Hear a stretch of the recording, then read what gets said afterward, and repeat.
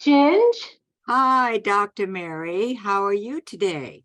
Oh, wonderful. Always wonderful spending time with you and looking forward to a spirited conversation. Yes, and we haven't, with all the things that have been going on and trying to get everything ready with, to promote Carr on more of a national basis. It's been a little cumbersome. A little busy. So, this is something that we've been talking about for some time now, and we both feel very strongly about it, and that is let's start discussing the basics. The information is out there, and so many people are doing so many great things, and there's so much to learn, but we're losing sight of the fact that we're only human beings. It just like when you go to a five-star restaurant, you can only eat so much. It doesn't make any difference, about the how much food there is, but you can only consume so much at one time. And this is kind of what we've been discussing between us, the fact that too much. There's just too much information. There's too much going on. There's too many requirements. There's too many expectations. And finally, you just have to say, whoa, let's just stop here a minute and just see, what is important, not just important to us as individuals in our individual lives, but really what is important, what is going to get us to where we can start really helping each other. Exactly. And I think at the foundation of this, we hear all the time, society is veering off. And in many ways, it is veering off. And there's a lot of problems today.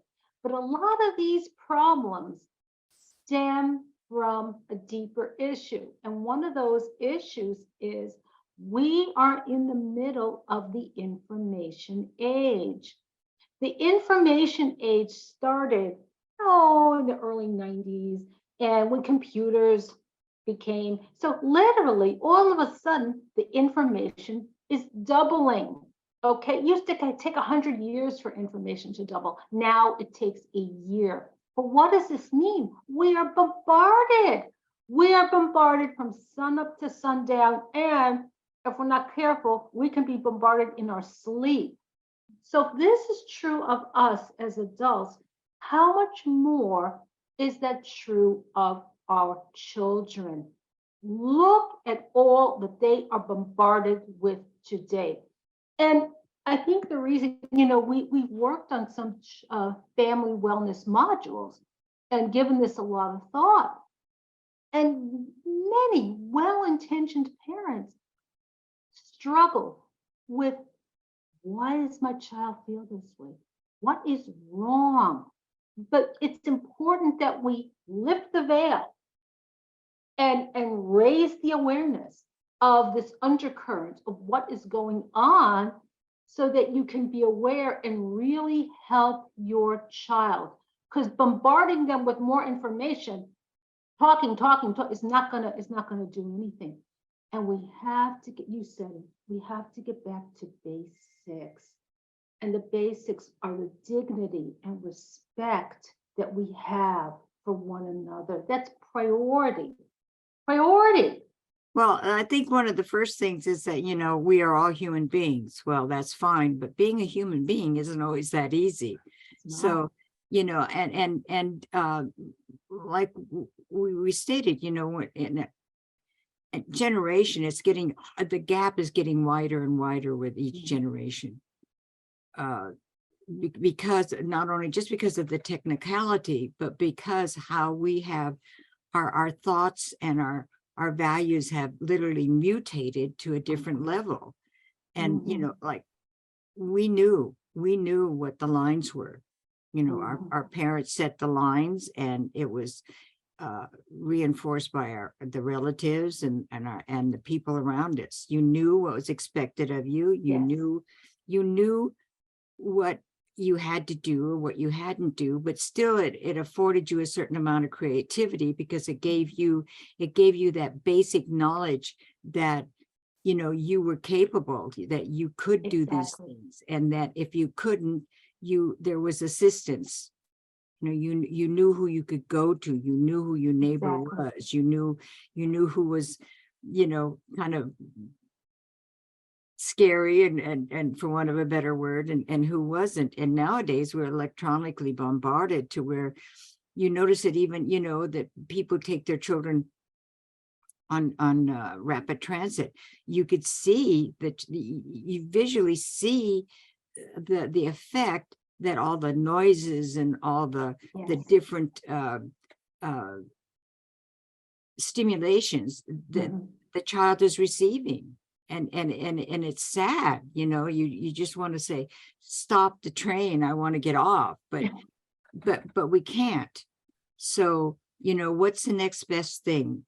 And like, both of us coming from an academic background, is the fact, first you have to assess the problem. Exactly. You have to really, and that's not that easy. It's very difficult sometimes to find your way through that intellectual maze to find out what is the problem. Mhm. And Mhm. right now, like we were saying, the problem is we're getting too much information. Mhm. And now we've gotten to the point we don't trust it Mhm. because we don't know the validity, because we keep on being told that it isn't valid. Mhm. And we know, Mhm. and like I shared with you more than once, like the statistics 1A, we took numbers and we proved something in a particular way. Okay. Right. Okay, we got that. Then statistics 2, we took the same numbers and disproved what we Wow. had established and supported in the first semester. Yep. And you're sitting there, you're going, where's the value? And now I think a lot of us that have experienced, especially in the area of children and all the academic proposals that are going on, the changing of math and all this that's going on, Mhm. is that we find ourselves sitting here and saying, where's the value? Mhm. And if we can't find the value, how do we pass that on to our children? Exactly. Well, and we're talking about academics, but on a deeper level, I think the biggest area that's at risk is each individual's self-worth. Right. Or it's at a core level. Who am I, and where do I fit in the world? Because with all this hustle bustle, and we're so busy, we don't know. And our kids don't know. So I think And part of it, our children are being told who they are and what they are by, like we said, when we just started scraping the top of cyberbullying. Oh my gosh. I mean, how do you deal with that? And you're dealing with people that aren't emotionally capable. I mean, my God, I'm finding at this stage in life, I don't know too many people that are emotionally capable. I know. I You know know, that and there's so much coming at us. I couldn't agree with you more. There is so much. And I think I agree with you, Ginge. Of all our projects, the cyberbullying really hit me to my core. yes, Wow. it got my attention. Mhm, So, mhm, but it's mhm. just like I shared with, I've done it before, but this story is just so exemplary. Okay, when I was in kindergarten, we had a nun that used to tell us these stories, and then like I was 5 or something like that. I cheated and went with my girlfriend, and I was younger than anyone else, and they didn't even know I was supposed to be a student, but I was having a good time. So what the hell?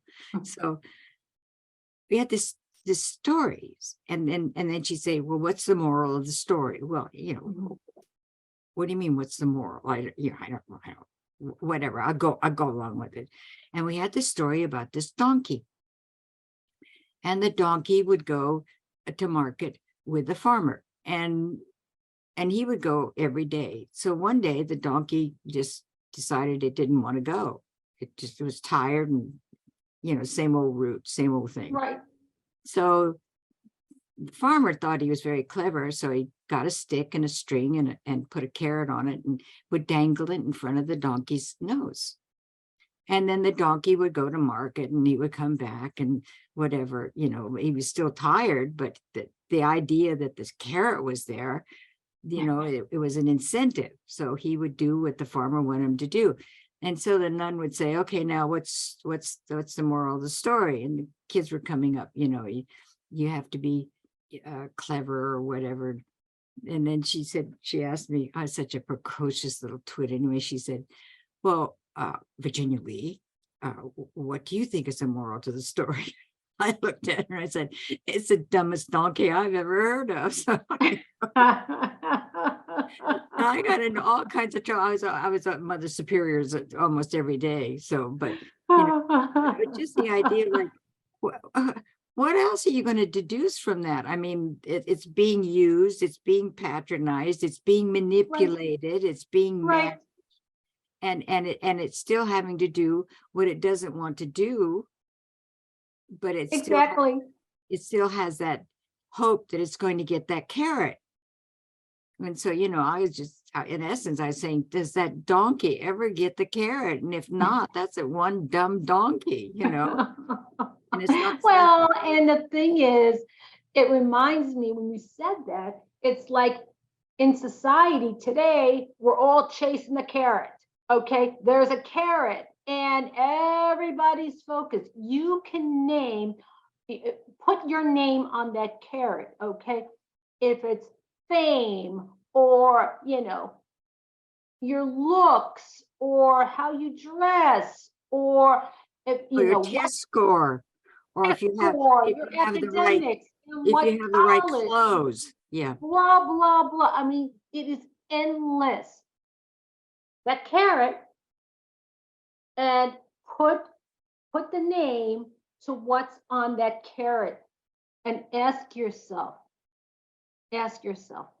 are my energies focused on me being my very best, using the gifts I was given in this world, or am I chasing that carrot? And then the other thing, Mary, in all seriousness, is that what if there's only one carrot? You've got all these people going after the one carrot, and then all of a sudden there's where the manipulation comes in, and then we all become lambs, and it's very insidious, and it happens very, very slowly. And before you know it, you're thinking like everyone else, you're doing like everyone. It's like there was a song, I think it was by Cat Stevens, I'm not sure, but anyway, about little houses all on a row, ticky-tacky. And that's what we're turning into, a mindless one-mindedness. I know that's kind of contradictory, but it is. Instead of cultivating our individual thought, our critical thinking, our ability to think outside the box, and really, we want a world of critical thinkers. That's what we want. That's why we have the motto, because we don't feel that, that you don't change things totally. You bring forth, the knowledge and for one of a good, the good parts of being a human being forward. And that's why Carr has the motto, we don't think inside or outside of the box, we reshape the box. We're not saying that the whole box should be thrown away. And that's what's happening nowadays, Mary. All these new ideas, these new concepts, everyone jumps on the bandwagon, and trying to be individual, we end up becoming more and more the same. And it's the differences that bring the gifts. It's the differences and the ability to embrace them in others, and to listen. My friend who's passed, unfortunately, Jim Basquette, wrote a set of poems that was beautiful, and the name of it was The Sounds of Silence. And I always thought, whoa, that is so. And in my own personal life, I was at a period of time that I was hooked up to life support, and I learned how to listen. I learned what wasn't being said was what was being said. And it was a very valid lesson, in as much as that I know what I was thinking. I couldn't verbally express it, but I could really hear what was being said. And it was a very poignant and a very lasting experience, is that we don't listen to each other. Unless we're placed in a position to where we have to. And then when we have to, then we get annoyed because we feel we're being told what to do, or we're being impressed upon of somebody's ideas. But we don't talk to each other, Mary. We talk at each other. We talk around each other. We talk through each other. We don't talk to each other. And it doesn't take that much time. Because everyone's saying, no, I don't have the time. I don't have the time. Hey, baby, you better stop and make the time. And because it's important. That's what, as we talked about earlier, is letting go of what's really not important. Less is more. Less is more. That's a really profound, coming from a highly competitive academic track, if somebody said that to me, I'd be like, what? Just stop it. But I would, because back in the day, more pressure, more knowledge, more this, more that, more accreditation, more. Exactly. And you evaluate that and say, no, wait a minute. What's really important? The one thing that became so poignant with me, I happened to watch one of these, I'm not really an advocate of TV, but that's my own personal opinion. One of these HGTV programs, the home, whatever it is, programs. And then she says, and she was an organizer, and she says, you take these 3 boxes and you put them in a row, and you have one, I no longer want this. One maybe, one no, I'm going to keep. But I thought about that, and I found myself saying, okay, I can do that. But then all of a sudden, the box that I put something that I didn't want anymore started to get value, and it got to the maybe box, and then it got to the stay. And at the end of it, I didn't really do anything except take everything that I had. I found out I wanted to keep. And so there was nothing in the first 2 boxes. And I said, well, where's the point to this lesson? And you really, we are so conditioned. We are just, I don't know, to me, the perfect paradox is that the only thing that's constant is change, and we're creatures of habit. And one of the examples of that is the Pavlovian, dog, the ringing of the bell. And even if you don't feed the dog food, he's going to salivate. And I really, it bothers me, because I feel this is the trend. The bell's being rang, and we're not getting any value out of it, but we're still salivating. We still have this need. We know something's missing, Mary, but we're so busy trying to find it that we're overlooking it. And it's very basic what we said, with all the knowledge that we have, with all the things that we've experienced. You can only put so much water in a glass at one time. That's right. Otherwise it overflows and you have no value, and you've wasted the water. Exactly. And how do we convey this to children? How do we show them, when they don't have the emotional or spiritual wherewithal, that they should have value, and that they do have value, and how to embrace their individuality when they're constantly being bombarded and misdirected, so to speak, away from that. Mhm. And like you said, parents don't have a clue as to what in the world is going on, and the influences that their children are receiving at school, at home, in everything, after school sports, games, videos, and now this AI thing. Oh, I know, I know. I mean, I think that the take-home message, as we said, we're working on a family wellness series, is, you know what? Most parents really want what's best for their children. They truly do. But as you said earlier, the generation gap is getting wider and wider and wider. And it's hard for a parent to even begin to understand what influences the well, child is and at the same experiencing. time, they're trying to find their place. They're trying to be supportive. Exactly. They're trying to maintain a family. They're trying to give people, that they love the things that they feel that they should, to make them feel worthy. And our itinerary, our definitions of what is worthy, what's important. Exactly. And then of course, you always have on the other side, well, that's just your opinion. Well, like, yes, you're right. It is my opinion. Mhm. However, there are certain things that are so. It's not just a matter of opinion. They are so. They are reality.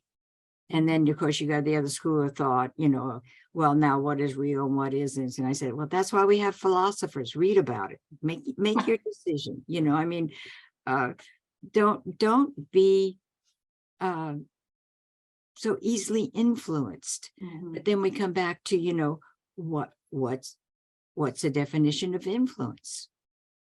I mean, you can ponder it, to the end of time, and beat it with a hammer. And this is something that, like we have discussed, we've come to the conclusion, where's the value in that? Why don't we Mhm. just set a course and just less is more, straight, easy and straightforward. And Mhm. that's not it's not easy to attain that, because, like, as you well know, we've taken some very, very, very intricate hypotheses, and especially in the academic world, and it's hard to get through all of that to come down to the basic. To the basics. And right now, as we see it, based on our opinions, but we feel very confident in what we're sharing because of evidence-based, not only living life, but also the courses that our lives have taken, the experiences that we've Yes. had, good and bad, have literally molded us into coming to conclusions that are close to accurate. Mhm. Mhm. Not For me, Ginge, it boils back to, okay, we talk about children. Every child has value. Okay, intrinsic, inherent value. and they start And out knowing it. They know, you watch a exactly, 2-year-old, oh my God, they walk into a room and instinctively they know who they can go to. They know who what to do, how to be cute with someone or whatever. They may not be intellectually aware of it, but instinctually. yes, they And know. as they get older, we rob them of that most absolutely necessary ingredient, and Yes, that is listening to that voice inside of you. exactly, exactly. And that's a spiritual gift. It really is. And it too often is squelched in this dog eat dog world of Yeah. ours. And This they is know, not, Mary, all you have to do is just sit there for a minute. You don't even have to know the child. You see, they just instinctively know and then in some of their, their answers are, you ask them these profound questions, what are you going to be when you grow up or whatever, or sometimes you see these interviewers go, and what do you think about that? And they come out with these profound, very simple assessments. It's like I used to say, my mother was that way to her dying day, and I would say something to her like, Mom, those are the facts. You just don't understand. It's like the sun comes up and it goes down. These are the facts. And she would stroke my cheek and she'd look at me childlike and say, oh, well, that's just your opinion. And I'd sit there and I go, now, how in the world could you? I just said something really factual to you. How could you do that? And then the more I thought about it, I said, it's got valor. It's got valid. It's valid what she said. Right. And children, they cut through. It's like we discussed before, and we've seen it tons of time. like the person says, "Oh, I know you can count to 10," and so the child counts to 10, and then the adult says, "Well, can you count any higher?" So then the child counts to 10 again, but at a higher voice. So, and the purity of it. And I think that's what I'm missing now at this stage in this is the purity. Is the fact that people, no matter like you said, you're born with that instinct, and society is just making it not available, for a better word. So what we need to do in the minutes of our lives is reflect on these things and say, how do we bring it back? How do we, like with children, how do we provide a safe space for them to just talk and no judgment and let them be themselves? And that's such a gift. Well, my grandmother, especially my Swiss grandmother, and my mother picked up after it. I'd come out, I'd expound on something, and they would look at me very endearingly and say, "And you really thought that through?" And all of a sudden, it's like, oh, I guess I'm supposed to think about that some more or something. But they would do it, like you say. There's the tone of voice, the look, the sense, the feeling of belonging. And I don't know if we've gotten past the point of no return. I don't happen to be that pessimistic, but I think we're getting close to it. That this is a very big danger. This over influencing, over stimulating. Yes. Even to the point, even though both you and I have active minds, overthinking. It's just like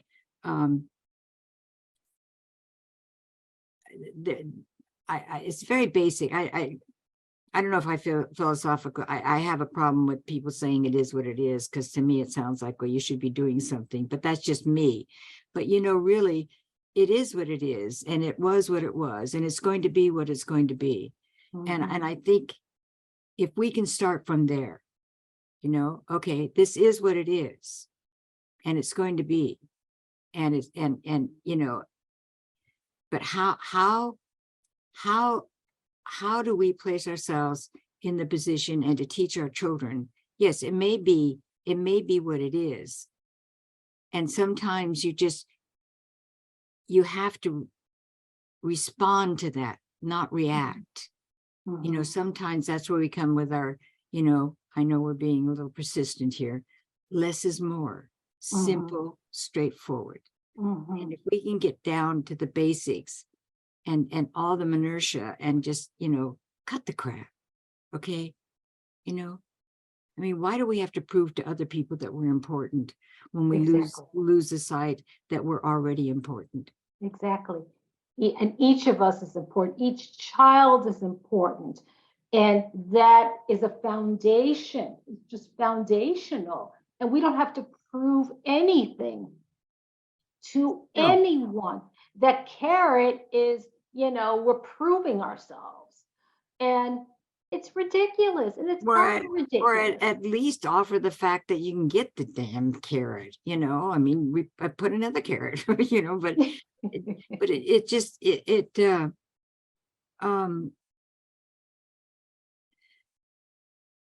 I'm a farmer's daughter, and things are very basic. You plant, you nurture, you harvest, but then that doesn't mean that the harvest always comes out good. Mhm. It doesn't mean that you're going to get guaranteed a crop, Right. but it teaches you that there are certain things, basic things that you do Yes. for the Yes. outcome to be positive. Yes. Exactly. But you also are living every day of the unknown and the possibility that it's going to be a very difficult attainment. But nonetheless, and I know when I was living in Africa, the thing I loved, that even though the people didn't have any food or anything, when they went out to get, dig up the tubers or to forage food or grain or whatever, they would sing. They would sing going out to the fields, and they would sing coming back from the field. And I'm sitting here saying, you're starving. What do where's the value? Where's the value?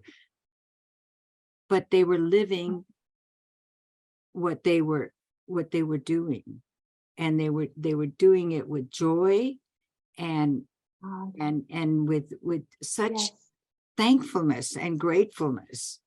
And I remember how, like, whoa, this is really, it reminded me kind of what we did, when I was younger as farmers.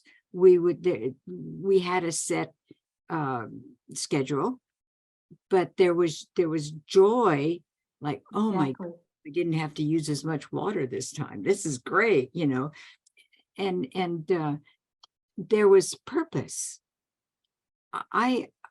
I have a very difficult time nowadays figuring out what's the purpose.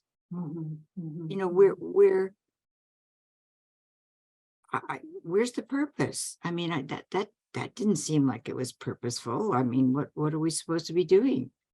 And then I also found, like, and you've worked in larger institutions and even for governments, and it gets so large that nobody's talking to anybody, and then all of a sudden everyone's talking and nothing's being done.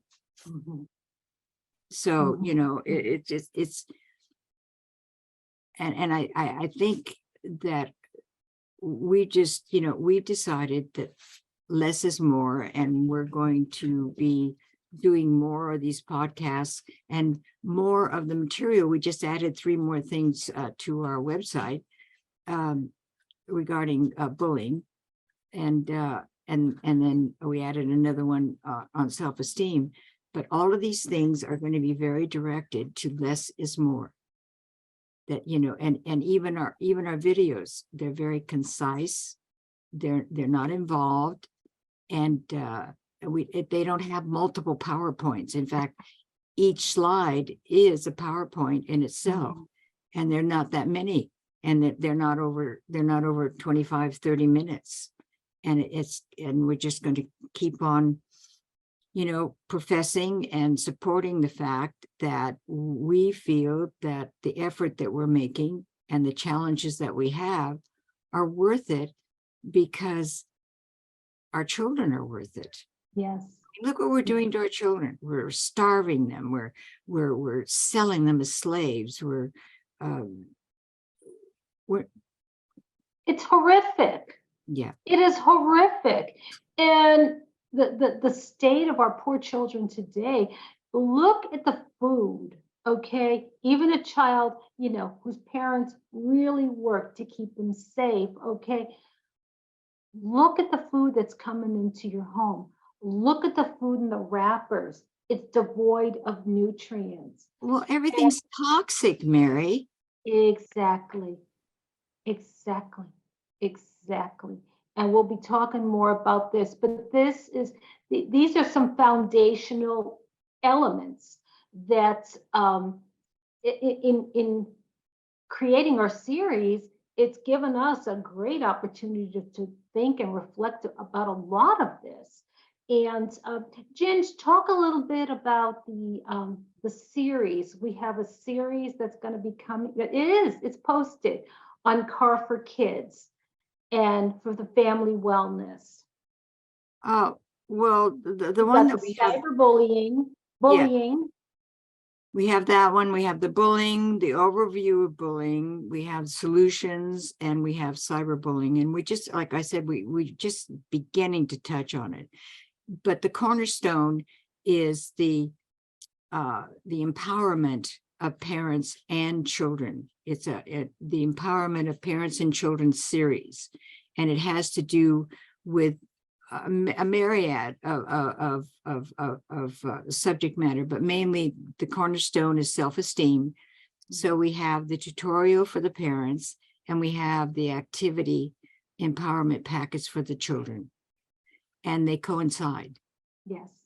And so we decided that to do it collectively, to show both the parent and the child that they are empowered, and that when they can work together, when they can find that's another whole big series, the time, it's a way you say things.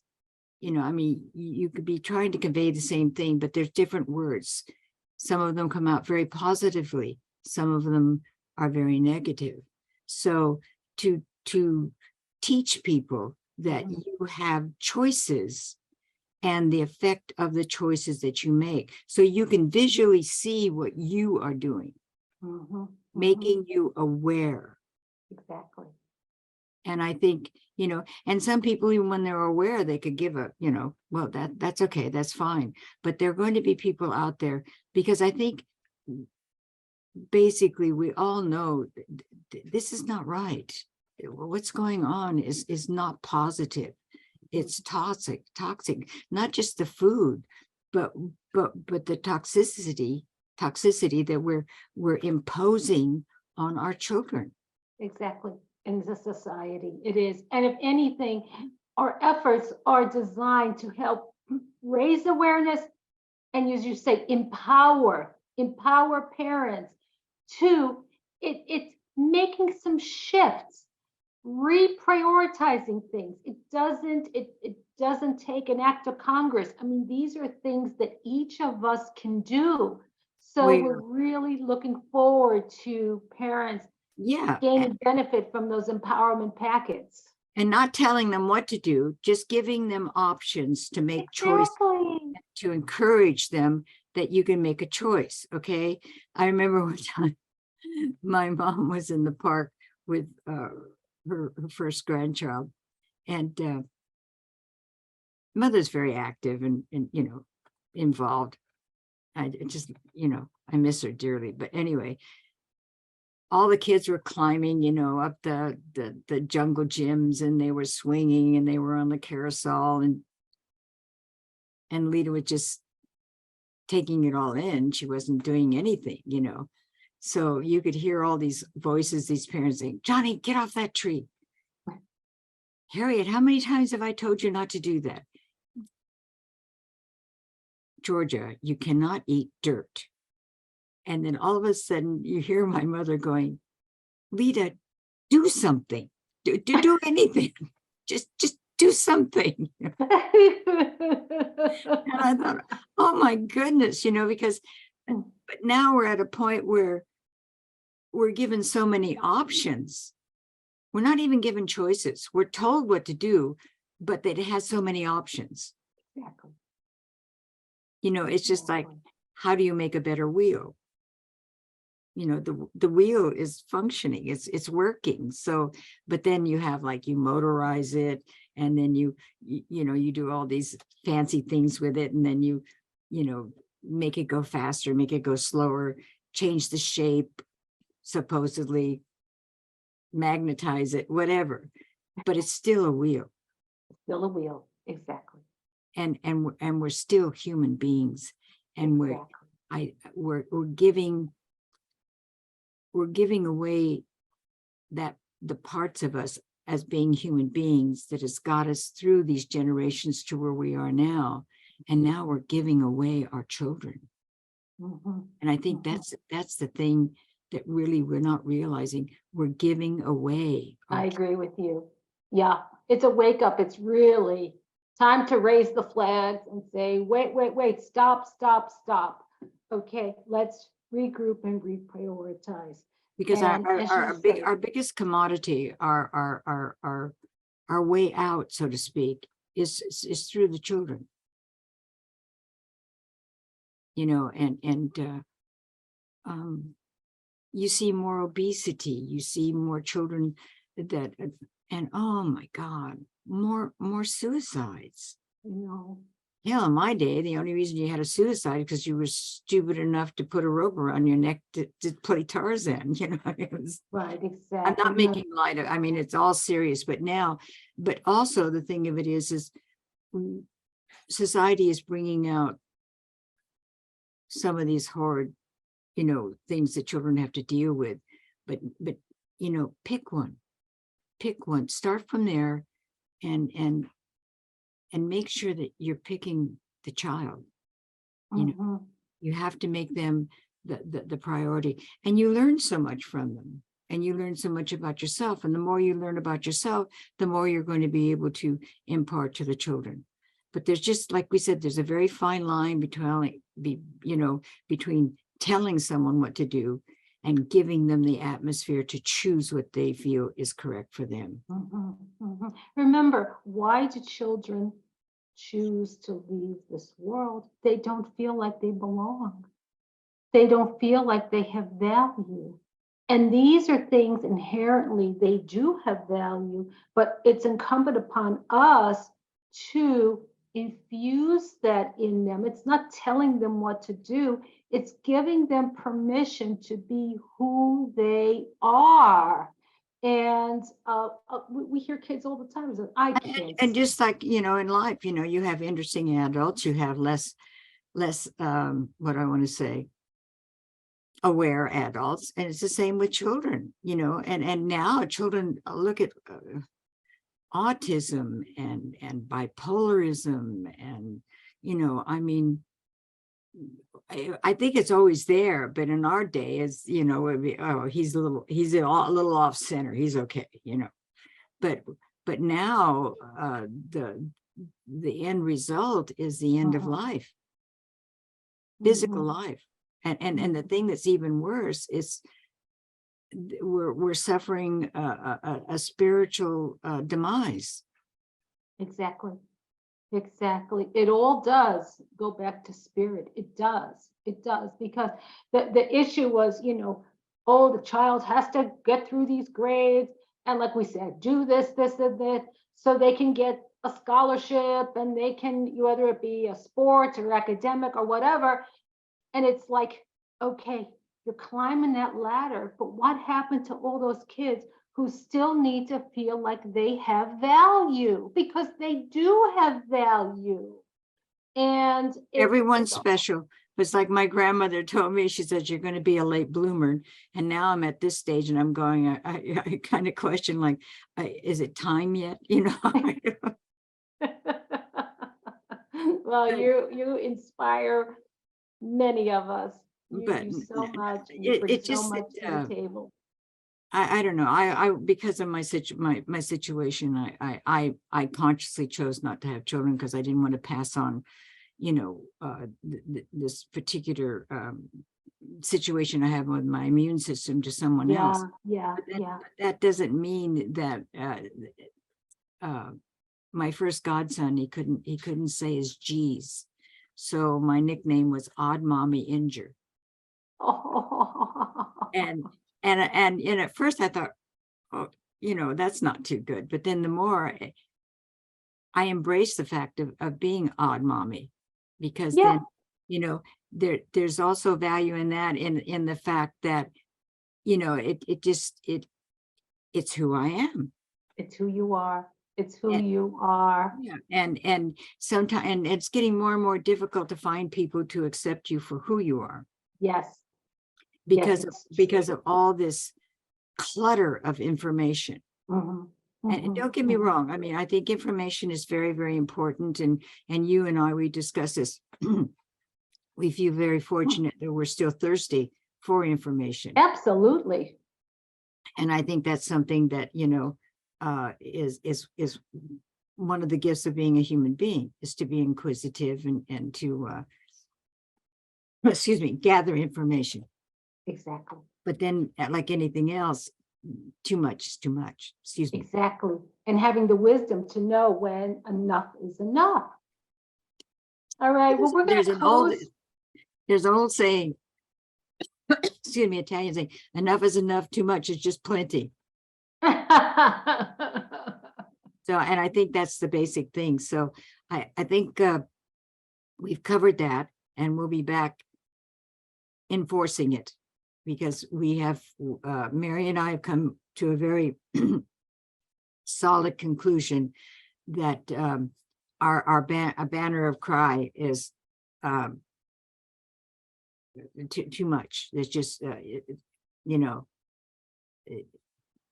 little is more, less is more. Exactly. Less is more. So what we'll do as we close, we'll have a link to some of the workbooks and the empowerment packets and in this podcast. So if And, people want and to, also, Mary, like we are going to start doing an affiliation. So, people can promote our products to other people, but they get a 50% commission when yes, other people purchase it. So, and yes, it's a and the very prices, generous I don't think commission. there's any price over $9.95. And that one Yeah. has like 2 30-minute videos and a PDF file to how to write a play.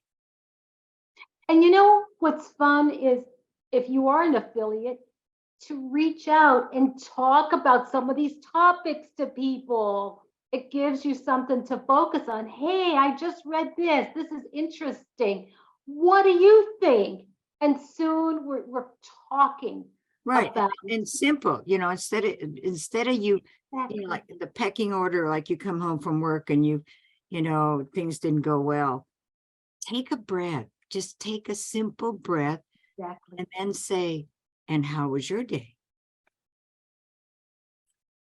Very basic, you don't, Exactly. you don't have to end up feeling guilty. Exactly. That's a downer right there. Exactly. No, we don't need it. But I love these materials because, not because I was a part of it, but I was gravitated towards them because it helps instill us, it inspires us to be creative and to pull back the curtain and look and examine what's really important in our lives and and in our realize that you're children's lives. special, Exactly. you Exactly. don't have to Each set of us is special. yeah, and it's all right to to compare, but not to where the comparison ends up being at your expense. Exactly. Exactly. So anyway, I- I'm still here. I'm not supposed to be, but I'm still here, and I'm gonna just be kicking until I can't kick anymore. And Oh, you're doing plenty. It's incredible. It's incredible. I feel extremely grateful because of the experiences that I've had. I've gotten some very, very good wisdom. Mhm, mhm. Which is invaluable. Invaluable. What was it? Wadsworth said, common sense is not that common at all. It's not. It's not.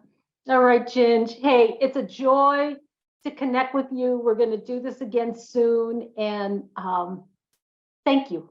Yeah. Oh, thank you, Mary. And like just go to our www.Carr of the number 4 kids Inc. and check us out. Check, especially like I said, we just put up 5 new tutorial videos, and we're working on the corresponding empowerment packets. But like we always say at the end of every one of our sessions, let us know what you think. Just write, info@carforkids.com. Let us know.